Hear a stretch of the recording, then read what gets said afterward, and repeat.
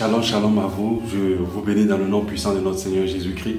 Nous sommes au 5e jour, au 6e jour, 5 et 6e jour. C'est 2 jours que je combine parce que nous avons fait le résumé le dimanche. Aujourd'hui, lundi, nous allons aborder tout ce qui nous empêche d'être reconnaissants envers l'Éternel. Donc, nous allons voir directement les 5 choses qui nous empêchent d'être reconnaissants envers l'Éternel. Mais en écrivant l'enseignement, je me suis rendu compte qu'il y en avait 7. Donc nous allons voir 7 rapidement. 7 choses qui nous empêchent de développer, d'avoir et de développer un cœur reconnaissant. Parce que c'est très important pour nous d'abord d'avoir un cœur reconnaissant et en deuxième de le développer. Parce qu'on peut le perdre en chemin.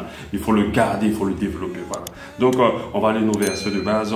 On a Éphésiens 5, 4. Qu'on n'entende ni paroles déshonnêtes, ni propos insensés, ni plaisanteries, choses qui sont contraires à la bienséance, qu'on entend plutôt des actions de grâce. La parole de Dieu nous dit qu'on entend plutôt des actions de grâce dans nos bouches. 1 Thessaloniciens 15, 18. Rendez grâce en toutes choses, car c'est à votre égard la volonté de Dieu en Jésus-Christ de Nazareth. On va lire encore un dernier passage, c'est 2 Thessaloniciens 2, 13. Pour nous, frères bien-aimés du Seigneur, nous devons à votre sujet rendre continuellement grâce à Dieu, parce que Dieu vous a choisi dès le commencement pour le salut, pour la sanctification de l'esprit, par la foi en la vérité. Alléluia. Donc, nous voyons aujourd'hui quelles sont les choses qui nous empêchent d'avoir des cœurs reconnaissants. Quels sont les obstacles à acquérir et à développer un cœur reconnaissant. Qu'est-ce qui nous empêche? Je pense que quand on va écouter ces différentes choses, on va faire plus attention afin que, au lieu d'exprimer notre reconnaissance, nous exprimons autre chose qui soit contraire à la reconnaissance. Et beaucoup laissent cette chose-là se développer et ça les empêche d'être vraiment reconnaissants en toutes choses envers Dieu et envers les personnes que Dieu utilise pour leur faire du bien. Et ça, c'est très dangereux. On a compris que la reconnaissance nous apporte beaucoup de grâce, conserve nos acquis, apporte beaucoup de bénédictions. Et Dieu veut que nous soyons reconnaissants parce que tout ce que Dieu fait pour nous concourt à notre bien. Alléluia, amen. Donc, le cœur reconnaissant, comme je l'ai dit, s'acquiert et se développe, c'est très important. Et il peut y avoir des obstacles qui peuvent nous empêcher de l'acquérir et le développer. Et c'est ces obstacles-là que nous allons voir, on en a 17. Pour pouvoir développer un cœur reconnaissant, nous devons veiller à ces obstacles. Nous devons faire attention à ce que ces obstacles-là ou ces choses ne prennent pas beaucoup de place dans nos vies. Sinon, nous n'allons pas pouvoir avoir ou développer un cœur reconnaissant, ou avoir un cœur reconnaissant, ou le perdre en chemin. Parce qu'il y a des gens qui l'ont été et qui l'ont perdu en chemin, parce qu'ils ont laissé ces obstacles-là prendre le dessus sur leur vie. Alléluia. Donc, avant d'aborder ces obstacles, j'aimerais faire une petite nuance entre la rédévance et la reconnaissance. La rédévance et la reconnaissance. C'est vrai que ces deux mots, si vous partez dans le dictionnaire français, on vous dira que ce sont des synonymes, mais ils ont une vraie nuance, et cette nuance est très importante. Cette nuance est très importante.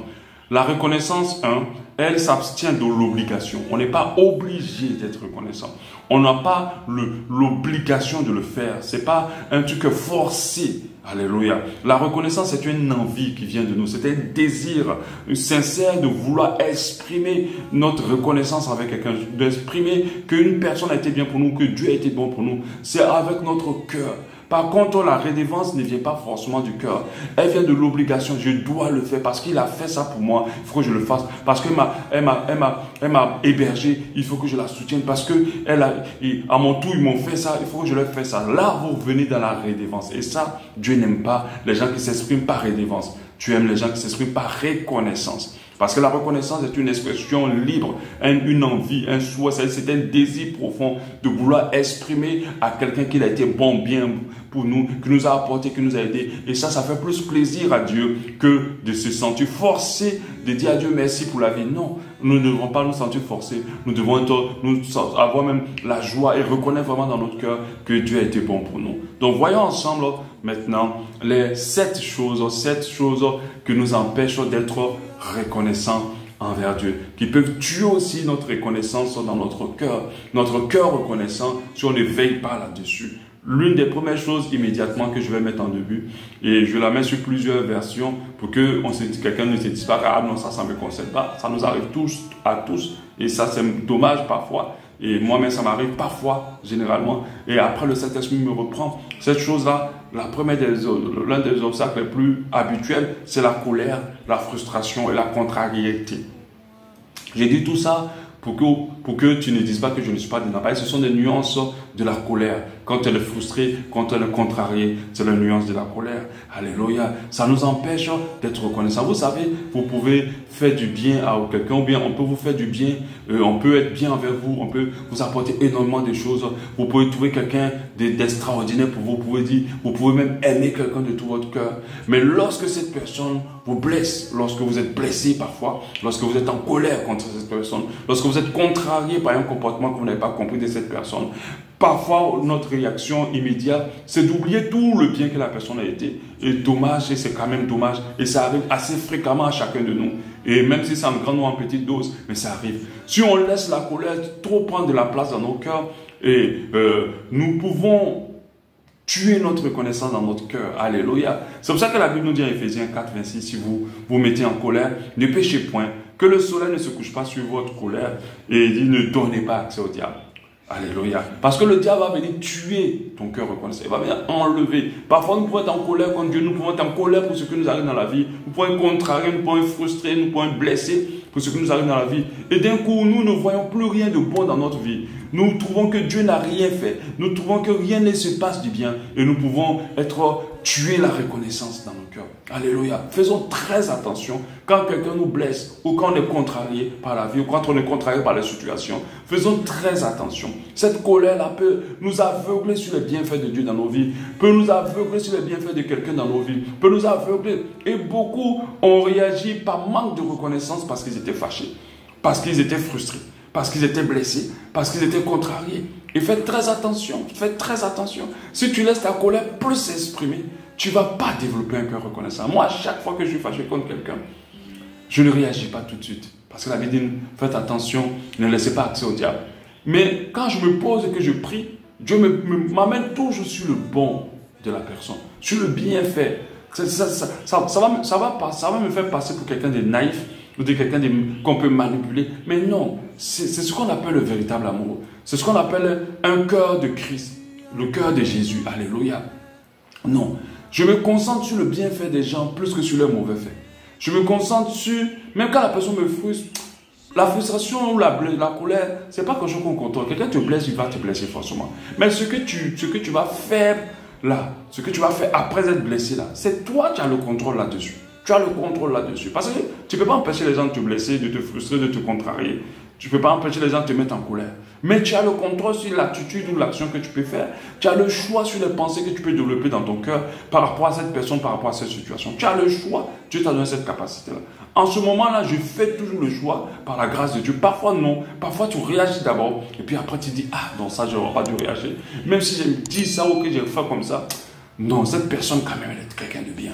Ou même si j'ai réagi, ah Dieu, même s'il ne m'a pas donné ça, même si ce qui m'est arrivé là me blesse, me fait mal, me met dans une forte confusion par rapport à ma vie, mais Dieu était toujours bon. Alléluia. Je me rappelle qu'il n'y a pas plus tard, je crois l'année passée, vers la fin de l'année, j'étais un peu contrarié par ma vie. Je me dis, ah Seigneur, je me donne à ton œuvre, je fais tellement de choses pour toi. Mais tu ne me donnes pas les moyens qu'il faut pour pouvoir m'occuper de ma famille. On est dans des situations où c'est difficile, on ne sait même pas où mettre la tête. Et j'étais contrarié quand même un peu par rapport au Seigneur, parce que je me dis, ah, tout ce que je fais pour toi. Alléluia. Et au lieu de commencer à voir ma vie en bizarre, de voir que Dieu ne fait rien, que Dieu bénit seulement les autres et pas moi, je suis rentré seulement dans la présence de Dieu. En rentrant dans la présence de Dieu, je commence à réaliser, ah Seigneur, même s'il y a tous ces problèmes, tu as tellement fait pour moi et tu continues à faire pour moi. Je ne peux que regarder ce que tu as fait. Mais si tu ne fais pas ce que tu dois faire, ce n'est pas grave. Tu as tellement fait. Et mon cœur s'est complètement apaisé avec Dieu. Avant que je ne sorte de cette retraite, Dieu avait déjà exaucé 3 de mes inquiétudes. Et d'une manière extraordinaire. Et j'ai su que la reconnaissance est une puissance pour bouger les choses avec le Seigneur. Alléluia. Et j'ai compris que quand on n'est pas reconnaissant, on bloque nos vies. On empêche les choses de se produire. Et on bloque vraiment les choses que Dieu a fait dans notre vie. Faisons très attention. Alléluia. Alléluia. Et avant d'avancer sur la colère, j'aimerais vous faire comprendre que l'un des socles de la colère, c'est l'orgueil. Et les orgueilleux ont du mal avec la reconnaissance. Ils ont du mal. Ils n'ont pas la force de dire à quelqu'un que oui, ce que tu as été pour moi. Ils n'aiment pas ça. C'est parce que pour eux, c'est se faire péter sur rabaisser. Donc, l'un des premiers obstacles à notre cœur, reconnaissance, colère, frustration, contrariété, blessure de cœur, ça empêche. Les gens qui sont trop blessés sont très facilement ingrats.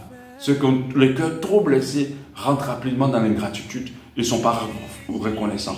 Ils font de volte-face très vite lorsque les choses ne vont pas. Faites attention, que Dieu guérisse ton cœur, qu'il guérisse ton âme de toutes les blessures que tu as eues dans ton passé. Aujourd'hui, nous sommes dans une vie où, lorsque on a subi beaucoup de gens, on change notre cœur et on devient différent, on devient dur, on devient un peu méchant. Et ça, faites attention, ça tue la reconnaissance dans nos cœurs. Peu importe tout ce que tu as vécu avec les gens, garde le même cœur que Dieu t'a donné. Continue, ce n'est pas de la naïveté, c'est ça, être comme Jésus-Christ de Nazareth. Que Dieu te bénisse. On continue encore. L'une des deuxièmes choses, c'est les plaintes. Il y a une chose que je déteste dans ma vie, c'est de me plaindre. À chaque fois que je me plains, je me sens mal. À chaque fois que je me plains, c'est comme si j'ai péché. Alléluia. C'est comme si je n'ai pas le droit de me plaindre en fait. Parce que tout ce que Dieu fait dans ma vie, je n'ai pas le droit de me plaindre. Je ne peux pas me plaindre de quoi que ce soit. Quand je regarde mes enfants, parfois je suis poussé à me plaindre quand ils font les choses qui ne sont pas bien. Après, je ne suis pas bien. Parce que ces enfants-là, c'est une grâce que Dieu m'a donnée. J'ai été tellement heureux d'avoir accueilli chacune de mes filles. Quand je vois ma femme de voir certains comportements, je peux me plaindre. Après, je reviens en mode, cette femme-là, c'est une grâce dans ma vie. Beaucoup de personnes m'ont aimé, mais aucune personne ne m'a aimé à la dimension dont elle m'a aimé. Alléluia. Et je bénis Dieu pour sa vie. Alléluia. J'aime pas les plaintes. Quand je vois ma situation, tu n'as pas peut-être quelque chose que tu veux aujourd'hui. Par exemple, je suis à Abidjan, je n'ai pas de voiture, c'est compliqué de sortir, de rentrer. Mais je bénis Dieu. Alléluia. Il ne m'a pas donné la voiture, mais il y a plein de choses qu'il m'a donné. Parfois, on est poussé, c'est plein de nos nations. Le Gabon. Le Gabon. La France. Bon, pas la France. La Côte d'Ivoire. On ne va jamais... Et surtout les Gabonais. On se plaint beaucoup de la nation. Ce que le Gabon m'a apporté. Et la Côte d'Ivoire ne m'a pas apporté ça. La Côte d'Ivoire m'a apporté beaucoup de choses, mais le Gabon a confirmé mon ministère, ma vie, a apporté tout ce que j'ai aujourd'hui. Alléluia. Donc, je ne peux pas me plaindre de cette nation-là. Alléluia. Lorsqu'on est habitué à se plaindre, on tue notre cœur reconnaissant. Ceux qui se plaignent vont toujours chercher à voir ce qui ne va pas. Ils ne se concentrent jamais sur ce qu'ils voient, sur ce qui va. Et ils sont poussés à ne pas être reconnaissants. Donc dans les relations avec les gens, c'est les plaintes seulement. Dans les relations avec Dieu, c'est les plaintes.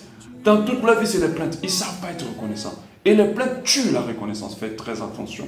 Ne soyez pas des experts des plaintes. Apprenez à vous canaliser. Lorsqu'une plainte veut monter dans votre bouche, sortez une louange, sortez des paroles de reconnaissance. C'est très important. Alléluia. Que Dieu vous bénisse. On continue encore. La troisième chose, c'est l'inquiétude. L'inquiétude. Celui qui s'inquiète tellement, qui se soucie de tout et de tout, ne voit pas ce qu'il a. Celui qui pense tout son temps a dit, mais comment je vais faire? Qu'est-ce qui va se passer? Pourquoi je suis dans cette condition? Voilà. Oh Seigneur, qui va me sortir de là? Quand tu passes ton temps à te plaindre, tu ne vois pas ce que Dieu a fait pour toi. Tu ne vois pas ce que... pas te plaindre, à t'inquiéter. Tu ne vois pas ce que Dieu a fait pour toi. Faisons très attention. Alléluia. Alléluia. Faisons très attention. Parce que les inquiétudes tuent notre cœur de reconnaissance. Celui qui s'inquiète trop ne voit pas ce que Dieu fait. Ne se rend pas compte des grâces qu'il a. Ne se rend pas compte de la bénédiction qu'il a d'avoir telle ou telle personne dans sa vie. Ne se rend pas compte de la grâce qu'il a d'avoir cette femme dans sa vie, d'avoir ce monsieur dans sa vie, d'avoir ses enfants dans sa vie, d'avoir cette église, d'avoir cette assemblée, d'avoir cette nation. Parce qu'il s'inquiète. Tout ce qui va prendre plus son cœur, c'est ce qu'il veut, c'est ce qui est son problème, c'est ses soucis, c'est ses... Et des fois, ceux qui tout met les soucis dans leur cœur ne sont pas reconnaissants. Des fois, quand tu le vois, tu as envie de les gifler, tu dis, mais tu as été inquiété pour ces choses-là, mais regarde tout ce que Dieu a fait pour toi. Ressaisis-toi. Tu ne peux pas rester dans l'inquiétude jusqu'à oublier la grâce de Dieu sur ta vie. Alléluia. Faisons très attention. L'égoïsme. Ceux qui pensent plus à eux. Alléluia. Pour l'inquiétude, la Bible dit en Philippiens 4:6, ne vous inquiétez de rien, mais en toute chose, faites connaître à Dieu vos besoins par la prière, par les supplications, dans les actions de grâce. Alléluia. Action de grâce, c'est des reconnaissances. Alléluia. C'est-à-dire, au lieu de te plaindre, pose des actions de grâce. L'action de grâce, c'est une action qu'on va poser dans la reconnaissance. On va voir ça dans les différentes formes de reconnaissance, excusez-moi. L'égoïsme, c'est quelqu'un qui pense plus à lui qu'aux autres.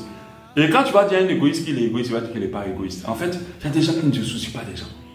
Quand il se lève le matin, tu n'es pas dans sa tête. Personne n'est dans leur tête. Si ce n'est que eux les problèmes. Si ce n'est que eux les désirs, eux les ambitions et tout. C'est ça qui est dans leur tête, c'est ça qui prime plus que tout le reste. Les égoïstes pensent plus à eux qu'aux autres. Les égoïstes pensent plus à leurs intérêts qu'aux intérêts du Seigneur. Et ces personnes-là sont des naturels de nature égoïste égale à ingratitude. Ils vont être très ingrats. Ils vont être rapidement ingrats. Alléluia. Donc ces personnes-là ne pensent pas aux autres. Tout ce qui est dans leur esprit, excusez-moi, tout ce qui est dans leur esprit, c'est eux.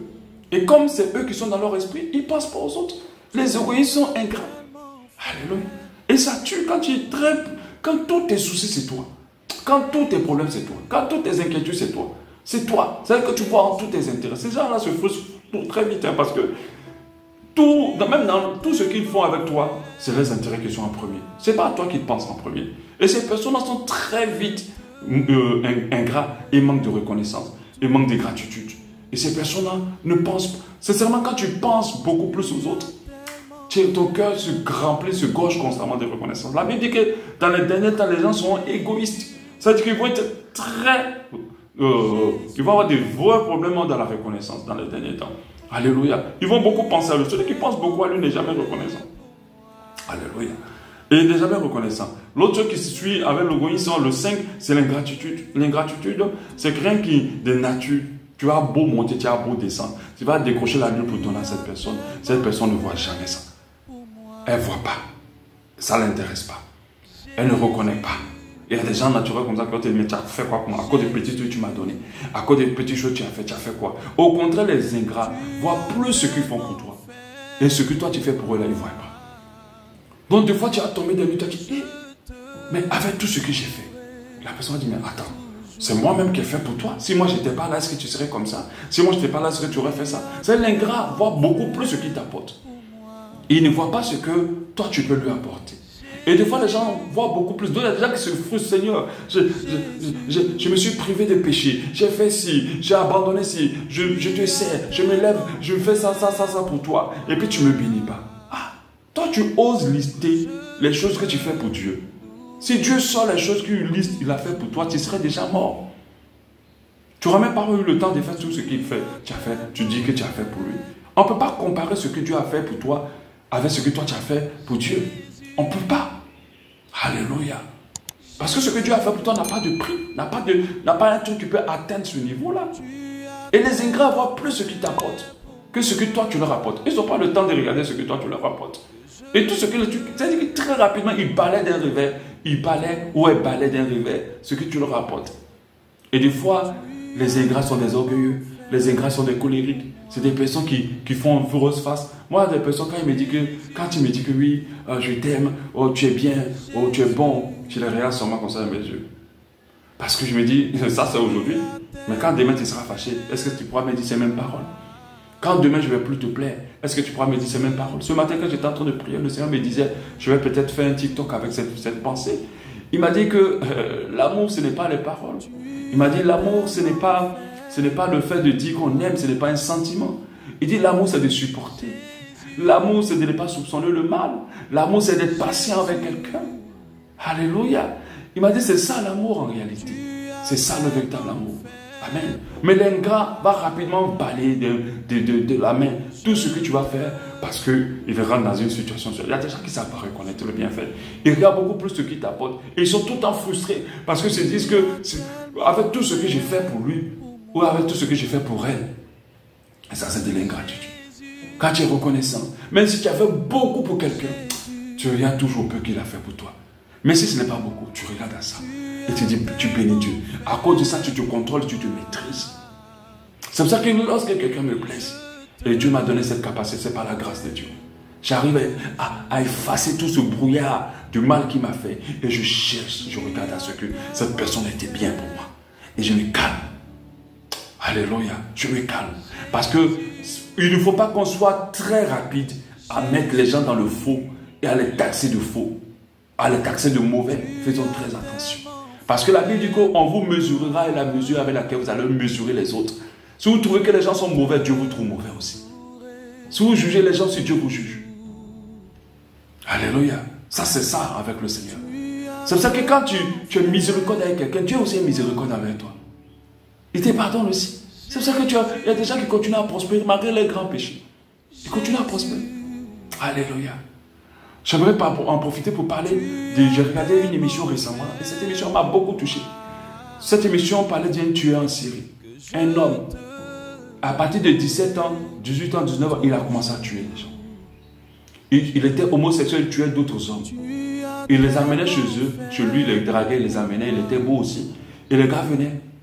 Et quand ils venaient, il les droguait, il les tuait, il les découpait, il les mangeait. Et il a tué 17 personnes. Et la 18e qu'il voulait tuer, malheureusement pour lui, cette 18e a été très intelligente. Elle a dit, je vais aller pisser. Elle a vite vu dans son jeu avant qu'il ne puisse la tuer. Et c'est comme ça qu'elle a reçu à s'échapper. On l'a attrapé. Quand on l'a attrapé, imagine, les familles qui ont pleuré. On voit le corps, il dissolvait le corps dans des barils d'acide. On voyait le corps, il mettait le corps dans le frigo. Il faisait mettre des filets mignons pour manger. Tout ça là dans son partout. Et toi, tu vas apprendre que ton propre frère, ton propre enfant a été découpé et mangé par quelqu'un. Imagine la haine. Donc pendant le procès, les gens exprimaient les haines. Et à la fin, on leur dit de venir parler. Quand on leur dit de venir parler, qu'est-ce qu'il a fait? Il a dit, il sait que les gens ne lui pardonneront pas. Mais il implore le pardon de Dieu. Après, quand on va parler là, on dit, il est devenu chrétien en prison. Il a accepté Jésus. Jésus a effacé tout ce qu'il a fait. Jésus l'a accepté dans sa maison. Il a été sauvé. Mais malheureusement ou heureusement pour lui, il y a un prisonnier qui l'a tué. En prenant tout ce qu'il a fait, lui aussi, il l'a tué. Mais il est mort avec Jésus. Regardez comment un Dieu, notre Dieu est bon. Regardez quelle grande miséricorde de notre Dieu. C'est pour ça que nous devons être reconnaissants avec Dieu. Nous ne sommes pas dignes de lui réclamer quoi que ce soit. Nous ne sommes pas dignes de pouvoir lister tous les bienfaits qu'on fait dans la maison de Dieu. Au contraire, c'est un privilège d'être utilisé par Dieu pour sa maison. C'est un privilège d'être utilisé par Dieu. Parce que Dieu peut utiliser 1000 personnes plus douées, plus intelligentes, plus fortes que toi. Mais si tu as pris, c'est un privilège d'être utilisé par le roi des rois. Ne te rappelle jamais à Dieu ce que tu fais pour lui exiger qu'il fasse pour toi. Parce que Dieu a tellement fait pour toi. Alléluia. C'est sur la suffisance. Il y a des gens qui sont suffisants. Ils ont besoin de personne. Ils n'ont même pas besoin de Dieu. Ça veut dire qu'ils sont chrétiens, mais au fond, ils n'ont pas besoin de Dieu. Parce qu'ils ont peut-être eu beaucoup d'argent, parce qu'ils ont atteint un certain niveau, parce que c'est tout intelligent, parce que c'est tout capable de beaucoup de choses. Alors ils se disent, bon, ils sont suffisants. C'est encore de l'orgueil. Les orgueils ne sont pas reconnaissants à la base. Et la suffisance fait que beaucoup ne sont pas reconnaissants. Ils se disent, mais attends, j'ai dit merci à qui? Si je me suis levé le matin, c'est parce que je fais mon footing, je mange sainement. Voilà. C'est parce que voilà. Si aujourd'hui j'ai besoin de quelque chose, je peux me l'offrir, j'ai les moyens. Il y a des gens qui me disent ça. Si j'arrive à ce sommet là, c'est parce que j'ai beaucoup travaillé. J'ai travaillé. C'est ça, il dit aux gens, allez dans les marchés. Voyez les gens qui poussent les pousse-pousse là. Est-ce que tu peux travailler à ce niveau? On te met seulement 2 jours pour tu travailles sur le soleil à pousser les bagages de combien de kilos? Tu mourras. Mais ces personnes, elles n'ont pas les millions comme toi. C'est une grâce pour toi d'être à ce niveau. Il y a des gens qui sont suffisants parce qu'elles sont assez jolies ou sont assez beaux pour vous dire que oui, mais ta beauté là, tu l'as choisie où? Tu as choisi ton nez où ça? Tu as choisi ta taille où? Tu as choisi ton teint où? Tu as choisi ton beau visage où? C'est Dieu qui te l'a donné. Tout ce que nous sommes, c'est par grâce de Dieu. La suffisance là, tue la reconnaissance. Et beaucoup ne sont pas reconnaissants parce qu'ils sont suffisants dans leur esprit. Et l'un des derniers trucs que je vais aborder, alléluia, c'est ce mot-là, j'ai beaucoup de problèmes avec. L'insatisfaction. L'insatisfaction. Voilà. Je pense que c'est des personnes, peu importe ce qu'ils ont, ils veulent encore plus. Peu importe ce que Dieu leur accorde, ils veulent plus. Peu importe ce que Dieu leur donne, c'est pas suffisant. Je veux encore. Et ces personnes-là n'ont pas le temps de voir tout ce que Dieu leur a apporté. Ah Seigneur, je veux me marier. Ok, on te donne un mari. Ah, voilà un mari. Bon, excusez-moi les femmes, je prends l'exemple sur vous d'abord. J'ai un mari. Oh Seigneur, mon mari il n'est pas assez romantique. Aïe, il t'a donné un mari. S'il n'est pas romantique, peut-être que c'est un mari au moins qui ne te fera pas, qui ne te bat pas. C'est déjà quelque chose de bon. Dis merci à Dieu. C'est un mari qui ne te trompe pas, dis merci à Dieu. C'est un mari qui est présent tous les jours pour toi, dis merci à Dieu. Mais s'il n'est pas romantique. Oh, ma femme là, elle est trop insoumise. Ah, elle est insoumise. Mais cette femme là va travailler dur au dehors pour venir te soutenir. Cette femme là t'aime d'une manière, elle te soutient même si elle a des petits problèmes de caractère. Apprends à ne pas être insatisfait en toutes choses. Alléluia.